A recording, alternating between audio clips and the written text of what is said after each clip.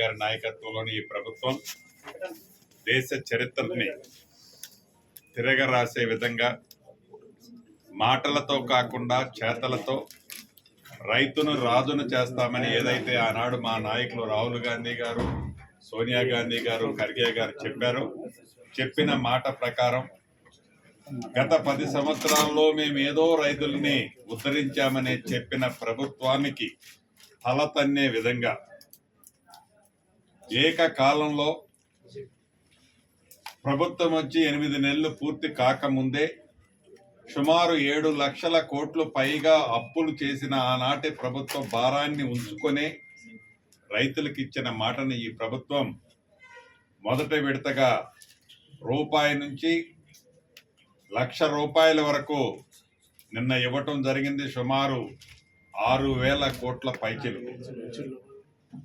అదేవిధంగా గౌరవ ముఖ్యమంత్రి గారు చెప్పినట్లు ఈ నెలాఖరులోపు రెండవ విడత ₹1,01 నుంచి ₹1,50,000 వరకు రెండో విడత ఇవ్వబోతుంది. అంటే మా ముఖ్యమంత్రి గారు, పిసిసి అధ్యక్షులు వారు చెప్పినట్లు అనేక పార్లమెంట్ ఎన్నికల సభలో ఆగస్టు 15 లోపు ఇస్తామని చెప్పిన దానికంటే ముందే ఈ రాష్ట్ర ప్రభుత్వం రైతుల పక్షపాతి అని ఎలా ఉందో మీ అందరికీ అర్థం కాంది కాదు. ప్రతిపక్షాలు ఇంకా దీన్ని జీర్ణించుకోలేక వారి ప్రతిపక్ష స్థానం కూడా వారికి ఉంటుందో లేదో తెలియని పరిస్థితిలో ఉన్న ప్రతిపక్షం అని చెప్పుకునే పార్టీ ఇంకా చాలా పెద్ద పెద్ద మాటలు, అవాక్కులు చవాక్కులు పేలుతుంది. ఇప్పటికైనా ఏదైతే రైతు పక్షపాతిగా ఉన్న ఈ పార్టీ, కాంగ్రెస్ పార్టీ, ఇందిరమ్మ రాజ్యంలో రైతులకు అండగా ఉంటూ ఆర్థిక ఇబ్బందులు అనేకమైనవి ఉన్నా వాటిని అధిగమిస్తూ మనసుంటే మార్గం ఉంటుంది అనే విధంగా ఈ ప్రభుత్వం మాట తప్పని మడమ తెప్పని ఇందిరమ్మ రాజ్యంలో ఈనాడు రైతులని ఎలా అండగా ఉంటుందో స్పష్టంగా కనిపిస్తుంది. ఇంకా అనేకమైన అవాకులు చవాకులు ప్రతిపక్షం పేలుతుంది. కేంద్రంలో అధికారంలో ఉన్న వారి పార్టీ వారు ఏదో చెప్తున్నారు. ఇందాక మిత్రులు పెద్దలు ఉత్తమ్ కుమార్ రెడ్డి గారు చెప్పినట్లు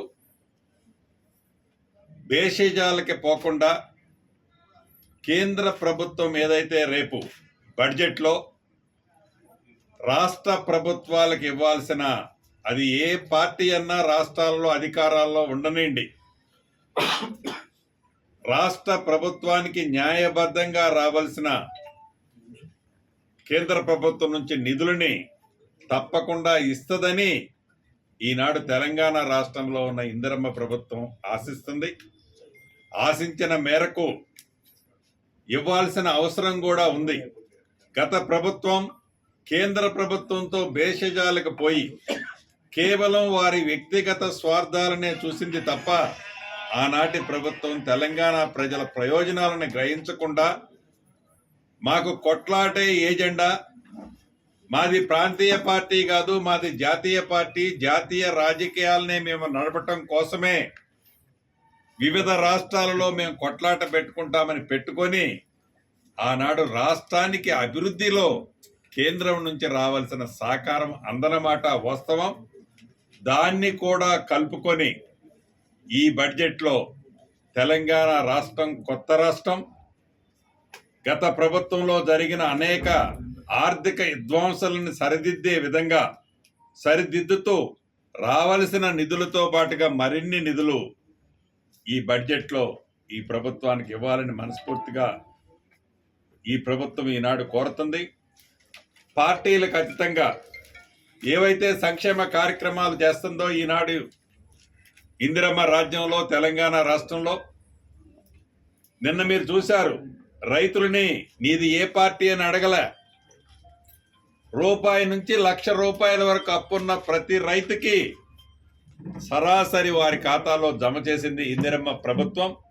భవిష్యత్తులో కూడా ఇందిరమ్మ ఇళ్ల విషయంలో కానీ, పెద్దలు ఇందాక ఉత్తమ్ కుమార్ రెడ్డి గారు చెప్పినట్లు రేషన్ కార్డులు, పెన్షన్ల విషయంలో కానీ ఈ ప్రభుత్వం చిత్తశుద్ధితో పేదవాళ్లలో బహుభేదవాళ్ళనే గుర్తించి వారికి అండదండలుగా ఉండే విధంగా ఈ ప్రభుత్వం సంక్షేమ కార్యక్రమాలు ఇవ్వనుంది. అదే రకంగా అభివృద్ధి కార్యక్రమాల గురించి ఏదైతే ధనిక తెలంగాణ రాష్ట్రాన్ని 7 లక్షల కోట్ల అప్పులు చేసిన ఆనాటి ప్రభుత్వం గొప్పలు చెప్తున్న కాళేశ్వరం లాంటి అనేక ప్రాజెక్టుల గురించి ఉత్తమ్ కుమార్ రెడ్డి గారు చాలా స్పష్టంగా చెప్పారు. ఇప్పటికీ వారు మనసు అంగీకరించడంలే. ఎవరైతే జ్యుడిషియరీ ఎంక్వైరీ వేయమని వారు అడిగితే ఈ రాష్ట్ర ప్రభుత్వం వేసిన దానికి వక్ర బుద్ధితో వాటిని ఎలా తప్పించుకోవాలనే ఆతృతతో ఉంది తప్ప నిజాన్ని ఈ రోజుకి వారు ఒప్పుకోవట్లే. అది విద్యుత్ శాఖలో కానీ, నీటిపారుదల శాఖలో కానీ, ఫోన్ ట్యాపింగ్ చేసిన విషయాల్లో కానీ, ఇతరత్ర ఆనాటి ప్రభుత్వం ఏదైతే విధ్వంసాలు సృష్టించిందో తెలంగాణ రాష్ట్రంలో, ఆ విధ్వంసాలు సృష్టించిన అన్ని అంశాల మీద మా సీనియర్ నాయకులందరూ అనేక వేదికల మీద మాట్లాడారు. తప్పును తప్పు అని ఒప్పుకునే సంస్కృతి లేని ఆనాటి పెద్దలు ఇంకా ఈ ప్రభుత్వం చేస్తున్న మంచిని మంచిగా యాక్సెప్ట్ చేయలేక బురద తలతున్నారే తప్ప ప్రజలు ఒక్కసారి కాదు 2 సార్లు కర్రు కాల్చి ఓత పెట్టినా మా సహచర మంత్రివర్యులు చెప్పినట్లు నామమాత్రంగా ఆ పార్టీ రాబోయే రోజుల్లో ఉంటుందంటున్నారు.